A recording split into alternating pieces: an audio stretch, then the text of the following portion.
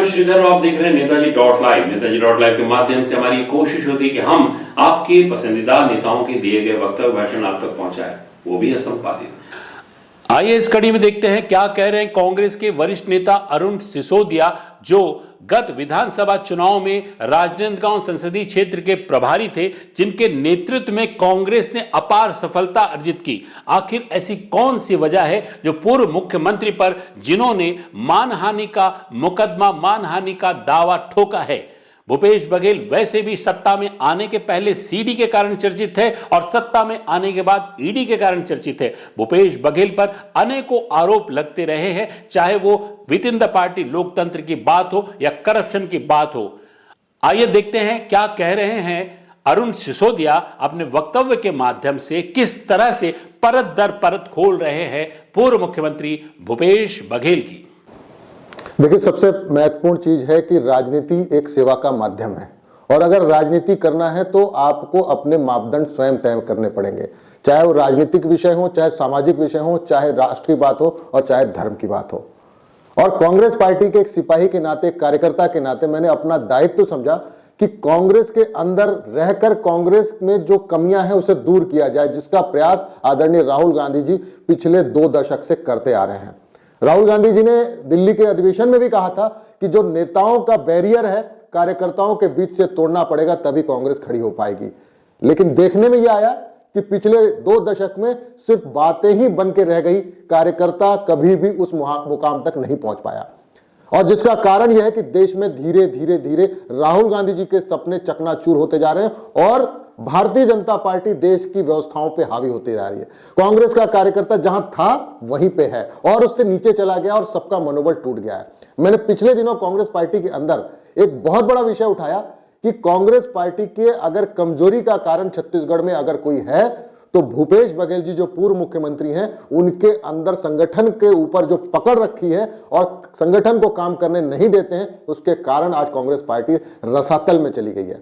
जिसका सबसे महत्वपूर्ण उदाहरण मैंने दिया कि जो पिछले फरवरी में एक विषय आया जिसमें कि दस्तावेजिक प्रमाण हमने प्रस्तुत किए कि एक समझौता, रामगोपाल अग्रवाल जो कोषाध्यक्ष हैं, उन्होंने एक समझौता पत्र साइन किया और टेसू मीडिया कंपनी नामक एक संस्था को उन्होंने लगभग 19 लाख रुपए प्रति माह की दर से 5 करोड़ 89 लाख रुपए का भुगतान का एक एग्रीमेंट साइन किया और करोड़ों रुपए का भुगतान कर दिया। मेरा जो विषय था वो ये था कि एक ब्लॉक अध्यक्ष, एक कार्यकर्ता, एक जोन अध्यक्ष को 5,000 रुपए भी नहीं मिल पा रहे और एक ऐसी कंपनी को 6 करोड़ के लगभग का भुगतान कर दिया जो कि गैर जरूरी था। आप बताइए, उस जो व्यवस्था बनी थी उसमें 10 लाख रुपए भूपेश बघेल जी के प्रचार के नाम से आवंटित किया गया था। जो कि मुख्यमंत्री होता है उसको तो पूरी सरकार का समर्थन, सरकार की व्यवस्थाओं से उसका प्रचार हो जाता है, फिर भी ये पैसे निकासी हुए। उसके बाद 6 लाख रुपए इंडियन नेशनल कांग्रेस छत्तीसगढ़ के नाम से उन लोगों ने इसको निकाला, जबकि छत्तीसगढ़ इंडियन नेशनल कांग्रेस के नाम से कोई ऐसा काम दिखा नहीं। और तीसरा, मोहन मरकाम जी उस समय प्रदेश अध्यक्ष थे, उनके नाम से निकासी किया गया और उनका भी मैंने पूरे 4-5 साल प्रचार नहीं देखा जो कि ये कंपनी के द्वारा किया गया होगा। तो मुझे शक हुआ और मैंने ये बातें संगठन में आदरणीय खड़गे जी, आदरणीय राहुल गांधी जी, आदरणीय दीपक बैज जी के समक्ष लिखित में भेजकर इस बात को उठाया कि इस पर जांच होनी चाहिए, इस पर कमेटी बननी चाहिए। पर आज दिनांक तक ऐसा कोई भी कदम नहीं उठाया गया, जो कि चिंता का विषय है, क्योंकि कांग्रेस पार्टी देश की एक वैचारिक संस्था है जिसने इस देश को आजाद कराने से लेके आज सशक्त और मजबूत और एक देश भर में, पूरे विश्व में पहचान बनाने का काम किया था। पर हमारी बदकिस्मती है कि कांग्रेस आज जिस स्थान पे खड़ी है उसके लिए कार्यकर्ता कहीं दोषी नहीं है, कार्यकर्ता कहीं भी इसके लिए जवाबदेह नहीं। इसके लिए सिर्फ जो चाहे किसी भी क्षेत्र का नेतृत्व हो, चाहे छत्तीसगढ़ का नेतृत्व हो, चाहे देश में बहुत सारे ऐसे नेतृत्व हैं जो कि कांग्रेस पार्टी को कहीं ना कहीं नुकसान पहुंचा रहे हैं। आज आप देखिए कि भगदड़ मची हुई है पूरे देश भर में, कांग्रेस हो या अन्य दल के लोग भारतीय जनता पार्टी में जा रहे हैं। मैं यहां वैचारिक रूप से और तथ्यात्मक रूप से बात कह सकता हूं कि जाने के पीछे उनका निजी स्वार्थ है अथवा सरकारी संस्थाएं, चाहे ईडी हो, चाहे सीबीआई हो, चाहे आईटी हो, उसका भय है। राहुल गांधी जी के सपनों को अगर हमको साकार करना है तो राहुल गांधी जैसे ईमानदार शख्सियत और संवेदनशील व्यक्तित्व के साथ हर आदमी को ईमानदारी से काम करना पड़ेगा, तब कहीं जाके कांग्रेस मजबूत होगी। और उसके बाद जब छत्तीसगढ़ के इस विषय को मैंने उठाया कि 6 करोड़ रुपए की निकासी हुई है, उस समय भूपेश बघेल जी द्वारा हम कार्यकर्ताओं, जो हम लोग 2-3 लोगों ने आवाज उठाई, उनको भारतीय जनता पार्टी का स्लीपर सेल कहा। यह बहुत पीड़ादायक था, कष्टजनक था, क्योंकि मेरी 3 पीढ़ियां जो कि भारतीय सेना में सेवा दे चुकी हैं। मेरे पिताजी 1962 के युद्ध में पहले सेना में गए, उन्होंने 1965 का युद्ध लड़ा, उन्होंने 71 का युद्ध लड़ा, और उसके बाद से मेरे बड़े भाई सेना में रहे, मैं सेना में रहा, और मेरा वर्तमान में जो बेटा है वो भी एयरफोर्स में काम कर रहा है। तो पिछले 50 वर्षों से जिस परिवार ने सिर्फ और सिर्फ देश को देने का और समाज को देने का काम किया, उसको स्लीपर सेल कहना कहीं ना कहीं बहुत आहत करता है, जिसके कारण मैंने चुनाव आयोग में भी शिकायत की कि आदरणीय भूपेश बघेल जी ने इस तरह का आरोप लगाया है जो कि बेबुनियाद है, उसका कोई तथ्य नहीं है। उसके बाद मैंने उन्हें मानहानि का भी नोटिस भेजा है कि एक सैनिक परिवार को, जिसने की त्याग करके देश की सेवा की है, वर्दी पहन के, और आपने एक पूर्व सैनिक और पूरी सेना का अपमान कर दिया है, जो कि कतई बर्दाश्त नहीं होगा। उसके बाद उनके द्वारा उस फंड को दिए जाने की भी अपनी सहमति जताई कि मेरी जानकारी में था। तो संगठन का विषय मुख्यमंत्री की जानकारी में और संगठन का विषय महामंत्री और प्रदेश अध्यक्ष की जानकारी में नहीं। इसका मतलब यह है कि उनका एकाधिकार संगठन पर भी चल रहा था और अपने पूरी सरकार पे और पूरी छत्तीसगढ़ की कांग्रेस के कार्यकर्ताओं पे भी चल रहा था, जिसका कि नुकसान यह हुआ कि जिस चेहरे को हमने रखकर सामने चुनाव लड़ा, हम धाराशाही हो गए। ना मुख्यमंत्री ने किसी मंत्री को काम करने दिया, ना किसी कार्यकर्ता को उन्होंने काम किया, और आसपास उनके जो कोटरी बनी हुई थी, वो एक तरह से बोल सकते हैं कि वो अकेले, और उनके साथ मुश्किल से 4-6 लोग ऐसे थे जो पूरी व्यवस्थाओं का संचालन करते थे। उसमें गिरीश देवांगन, रामगोपाल अग्रवाल, विनोद वर्मा, रुचिर गर्ग, ऐसे 4-5-6 नाम हैं जो कि पूरी सरकार पे, राजेश तिवारी, ऐसे करके ये कुछ लोग थे जिन्होंने पूरी तरीके से उस पर कब्जा कर लिया था, जिसका नुकसान हुआ। आज कार्यकर्ता ही सबसे ज्यादा दुखी है, क्योंकि कार्यकर्ताओं की बदौलत 15 साल बाद सरकार बनी थी और 5 साल में चली गई। उससे पहले 3 साल जोगी जी के नेतृत्व में कांग्रेस की सरकार रही और 3 साल में चली गई। तो यह दिखाता है कि ये जो हमारा नेतृत्वकर्ता लोग, जिन्होंने मुख्यमंत्री बनकर सरकार में काम किया, वो कहीं ना कहीं जनता की अपेक्षाओं पे और कार्यकर्ताओं की अपेक्षा पे खरा नहीं उतरे। राहुल गांधी जी की इन्होंने बगावत की जब मुख्यमंत्री बनाने की बात आई। राहुल गांधी जी ने कहा कि तामदो साहू जी को मुख्यमंत्री बनाया जा रहा है, इन्होंने विरोध किया और वहीं से अनुशासनहीनता इन्होंने शुरू कर दी। मैं राहुल गांधी जी की जगह रहता तो मैं उसी दिन उनको पार्टी से बाहर कर देता।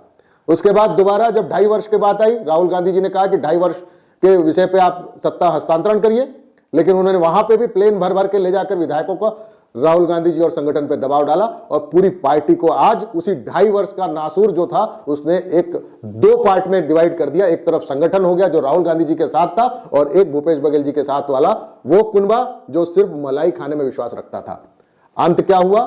उसके बाद भूपेश बघेल जी एक तरफा चलाते रहे और लास्ट में ऐसा स्थिति आ गया कि ये कार्यकर्ताओं के भी जो नाराजगी का कारण बना, उसके बाद मतदाताओं की नाराजगी का कारण बना, उसके बाद इन्होंने छत्तीसगढ़ियावाद को ऐसा जहर बोया, जबकि राजनीति में योग्यता पैमाना होना चाहिए। कोई वाद नहीं हो सकता, अगर वाद हो सकता है तो सिर्फ राष्ट्रवाद होना चाहिए कि देश के लिए, समाज के लिए अगर हम जो काम करें वो पूरी तन्मयता, पूरी ईमानदारी से करें। और परिणाम देख लीजिए कि छत्तीसगढ़ में सरकार चली गई है। दुख इस बात का है कि जिन कार्यकर्ताओं ने 15 साल काम किया, 5 साल सरकार रही, लेकिन उन कार्यकर्ताओं को 1 पैसे का भी उनका पारिवारिक हो या राजनीतिक हो या उनके प्रशासनिक काम कभी नहीं हुए। तो ये खेद का विषय है और ऐसी सरकार जो गई है चिंतन का विषय है। और उन चेहरों की नाराजगी आप देखिए कि ये सरकार कांग्रेस की नाराजगी के कारण नहीं गई कि कांग्रेस से लोग नाराज थे, कांग्रेस से कोई नाराज नहीं था। नाराज थे तो सिर्फ मुख्यमंत्री और उसके अलावा हमारे 12 मंत्री थे, जिसमें कि 9 मंत्री हार गए। ये दिखाता है कि पूरी सरकार और मुख्यमंत्री के खिलाफ लोगों की नाराजगी थी। देखिए, जहां तक भ्रष्टाचार की बात है, तो जब राजनीति में आदमी आता है, जब लोकतांत्रिक व्यवस्थाओं में चुनाव लड़ता है, तो आज के समय जनता का सबसे पहला जो मुद्दा रहता है या पसंद रहती है, साफ चेहरा, कि उसके ऊपर किसी तरह का आरोप प्रत्यारोप तो नहीं है। अगर वैसा चेहरा नहीं है तो उस ऐसे व्यक्ति को टिकट नहीं दिया जाना चाहिए। दूसरा विषय आता है कि उसने पीछे किस तरह से काम किया, कैसे लोगों की एक्सेप्टेंस थी या उनके प्रति भाव थे। अगर वो भी नेगेटिव है तो निसंदेह ऐसे व्यक्ति को टिकट नहीं दिया जाना चाहिए। लेकिन हो क्या रहा है आज के समय में, जिसकी लाठी उसकी भैंस वाला कहावत को चरितार्थ करते जा रहे हैं।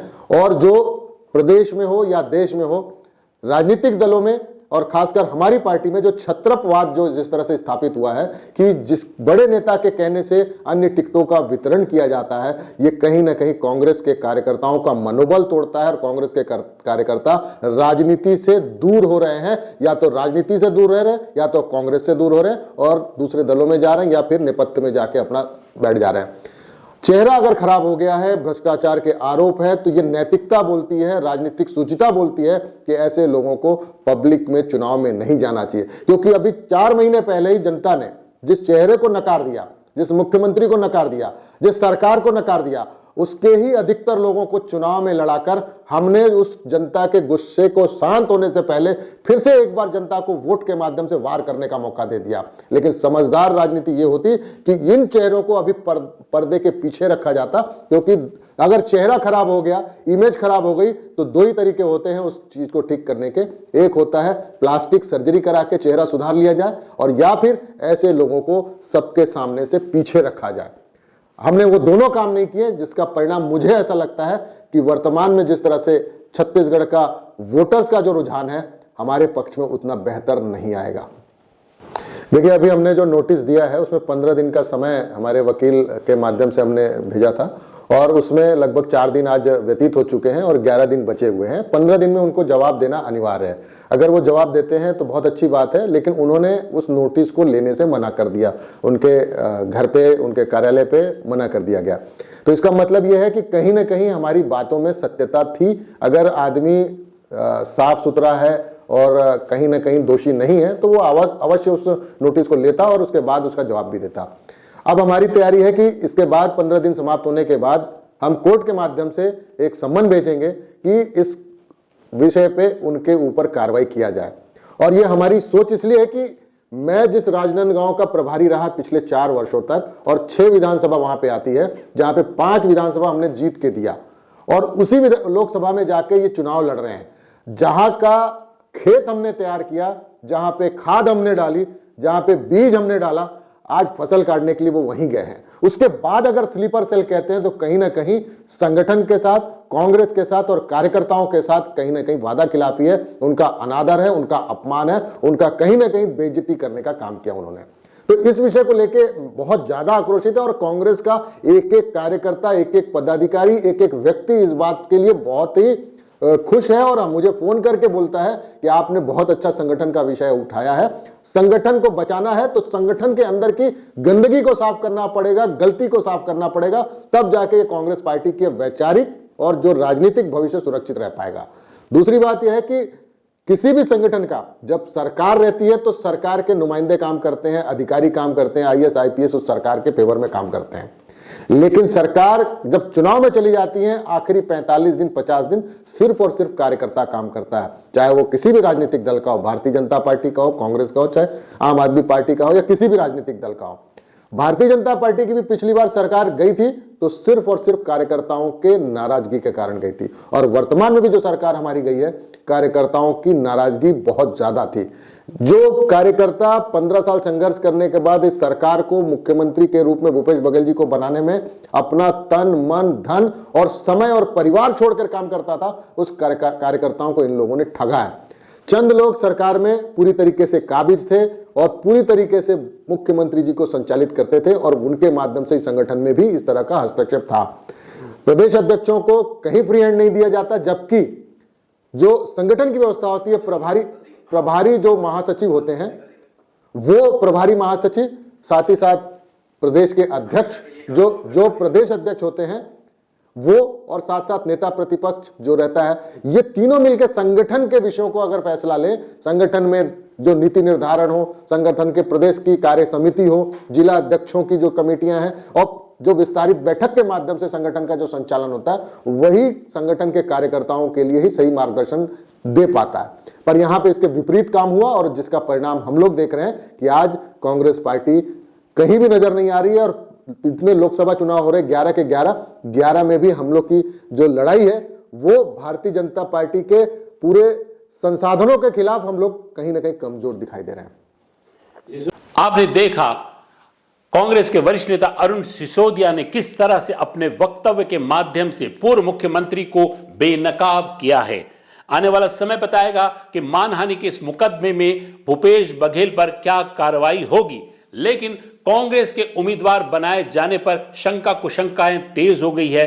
जिस तरह से भूपेश बघेल ईडी और सीडी के चक्कर में हमेशा चर्चित में रहे हैं, उनके इस तरह से उम्मीदवार बनाए जाने पर बहुत सारे प्रश्न चिन्ह उठ रहे थे। लेकिन जिस तरह से पार्टी के प्लेटफॉर्म में अनेक कांग्रेस नेताओं के द्वारा अरुण सिसोदिया के वक्तव्य को सहयोग करके मजबूती प्रदान की जा रही है, उससे लगता है आने वाले समय में भूपेश बघेल राजनीतिक तौर से परेशान जरूर होंगे। नेताजी लाइव में हम इसी तरह के वक्तव्य और भाषण आप तक पहुंचाने की कोशिश करते हैं। हमारे इस चैनल में बने रहने के लिए हमारे इस चैनल को लाइक करें, शेयर करें, सब्सक्राइब करें। नमस्कार।